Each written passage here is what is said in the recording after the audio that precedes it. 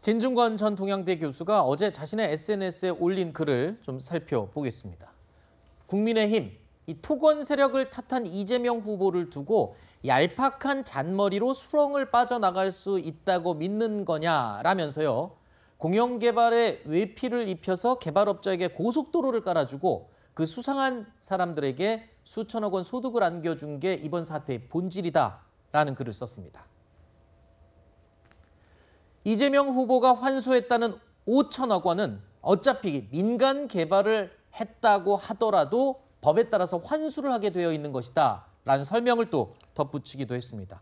자, 진중권 전 교수는요, 이재명 후보가 이번 의혹과 관련해서 정면 돌파를 하는 건 오히려 독이 될 수도 있다, 이런 취지의 경고를 하기도 했네요.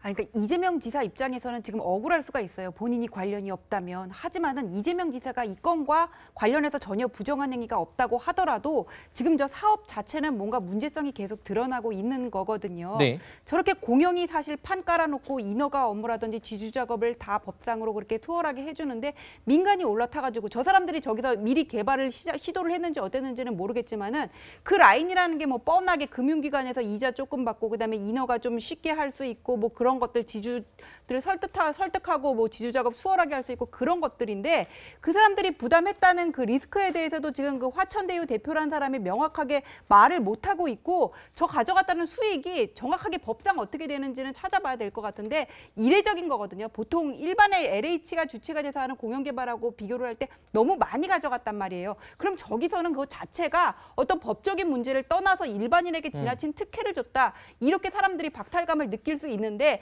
이재명 지사가 저기 개입되지 않았다고 하더라도 당연히 그 화살은 이재명 지사한테 갈 수밖에 없는 거잖아요. 그러니까 네. 진중권 교수 말은 더 파헤치지 말고 그냥 미리 잘못했다 그러고 나와라 이런 뜻인 것 같습니다. 네, 일단 이 최 교수님은 지난주에도 그랬고 계속 그랬습니다. 이건 의혹이 있으면 수사는 할 필요성이 있다라고 말씀을 여러 번 하셨는데 맞아요. 글쎄요, 수사에 착수하면 경찰이든 검찰이든 뭐 굳이 특검이나 국정조사까지 가지 않더라도 수사기관 내에서 확인이 가능합니까? 이런 논란들? 지금 아까 얘기했던 것처럼 사실은 자금의 흐름을 보면 확인이 가능하다고 봐요. 화천대유가 이제 핵심이잖아요, 결국은.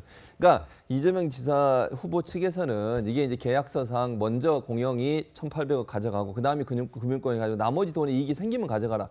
근데 그 당시에 처음에 이 계획을 수립할 당시에 예측했던 수익은 민간이 한 1,800억 정도 벌 수 있다는 계획을 세웠던 것 같아요. 예측이 된 거죠, 그렇게. 그 정도면 공영이 5,500 가져가고 민간이 1,800 정도 되면 그 정도는 뭐 왜냐면 이게 뭐 7% 정도를 갖고 있거든요.